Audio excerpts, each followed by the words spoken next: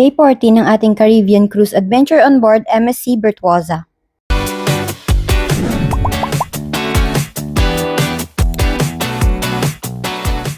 Andito tayo ngayon sa St. George, Grenada. Grenada is one of the world's largest producers of nutmeg. Bukod sa nutmeg, famous din sila sa cinnamon, cocoa at syempre sa kanilang mga white sand beaches. Wow. May mahigit 40 beaches ang Grenada, kaya paradise talaga ito para sa mga beach lovers.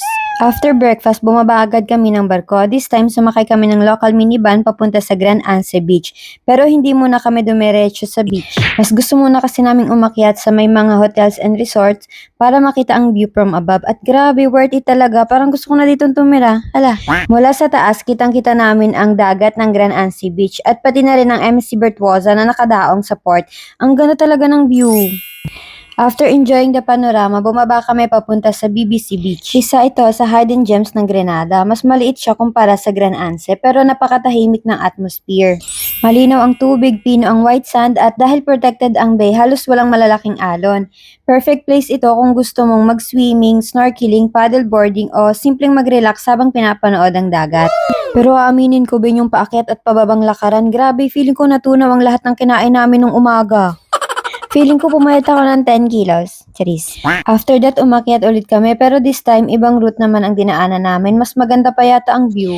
At habang dumadaan kami sa Mount Cinnamon Resort, unti-unti na kaming bumababa papunta sa simula ng Grand Anse Beach. Ito ang pinaka-famous beach sa buong Grenada. Mahigit 2 kilometers ang haba nito na white sand at crystal clear water. Sa paligid makikita mo ang maraming hotels, resorts, restaurants at water sports center. Pwede kang mag-snorkeling, kayaking, paddleboarding, jet ski o simpleng humiga lang sa ilalim ng puno habang ini-enjoy ang Caribbean breeze. Wow. At ang isa pang maganda mula rito, tanaw na tanaw din ang MSC Virtuosa sa malayo. After spending some time at the beach, bumalik kami sa minivan stop para bumalik sa city. This time, sa harap kami umupo. Best decision ever talaga. Pero sabi ko kay Dudong, hawakan ako ng mahigpit kasi pag ito nagpreno, tatalsik talaga ako be. Habang bumabiyahe kami, kitang-kita namin ang mga streets, bahay at school. Parang free island tour na rin.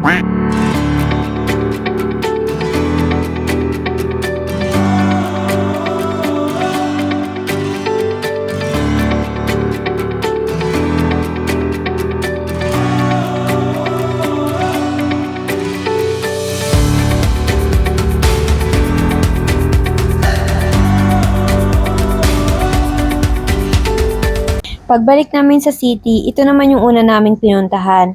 Ito ang isa sa pinakasikat na market sa St. George. Makakakita ka rin dito ng fresh fruits, vegetables, local spices, handmade souvenirs, cocoa products, at iba't ibang handicrafts. Kung gusto mo bumili ng authentic Grenadian nutmeg o cinnamon, dito maganda pumunta.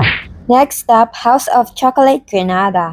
Chocolate lover ka ba? Ito na yung perfect place. Meron silang maliit na museo tungkol sa cocoa history ng Grenada. Makikita mo rin kung paano ginagawa ang local chocolate at syempre may cafe kung saan pwede mong tikman ang kanilang handmade chocolate cakes, ice cream at hot chocolate. Tapos dumaan kami sa Sendal Tunnel, isa itong historic tunnel na binuksan noong 1894 para gawing mas madali ang pagpunta sa kabilang bahagi ng city. Hanggang ngayon, ginagamit pa rin ito ng mga sasakyan at pedestrians. Simple lang siyang tunnel pero malaking bahagi siya ng history ng St. George. After exploring the city, bumalik na kami sa barko. Nagpalit muna kami ng damit tapos nag-join ako sa dance class sa outer pool deck. Grabe be, ang galing niya magturo. Parang gusto ko na siyang iuwi. Ala. After that, finally, sinubukan ko ang Himalayan Bridge. Munti ko na siyang hindi matry. Bawal pala ang sleeveless top for safety reasons. Buti na lang pinahiram ako ni Dudong ng polo niya. Grabe naman, ang sweet mo talaga. Kainis ka. Ala. Ang Himalayan Bridge ay isa sa mga challenges ng MSC Himalayan Bridge and Roof Course sa upper deck ng MSC Virtuosa. Isa itong suspended roof course na iba't ibang obstacle habang naglalakad ka sa taas ng ship. Sabi ni Kuya, safe naman daw ako kasi binantaan ko talaga siya kanina. Ala. Nakakakaba sa umpisa pero ang sobrang saya at higit sa lahat yung view mula sa taas, priceless talaga. Pagkatapos noon, nag-lunch naman kami at pagkatapos ng lahat, dumating na yung part na ayaw naming gawin, yung mag-impake na kami ng mga maleta. Ito yung pinaka-sad part ng cruise. Bakit pa kasi kailangang umuwi? Hindi ba pwedeng ampunin nyo na ako? Ala. After dinner, nanood ulit kami ng theater show. Yes, napanood na namin ang Michael Jackson show noong first week. Pero pinanood ulit namin, ganun sila kagaling. At dahil last night na rin namin on board, gusto naming sulitin ang bawat minuto.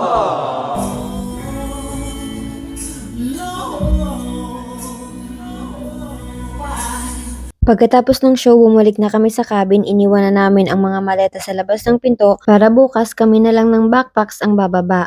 Everything else nasa terminal na namin makukuha at doon namin tuluyang na-realize na bukas na yung last day on board ng MSC Bertuosa. Thank you for watching. See you sa day 15, our embarkation, este disembarkation day pala, sa Fort de France. Ciao!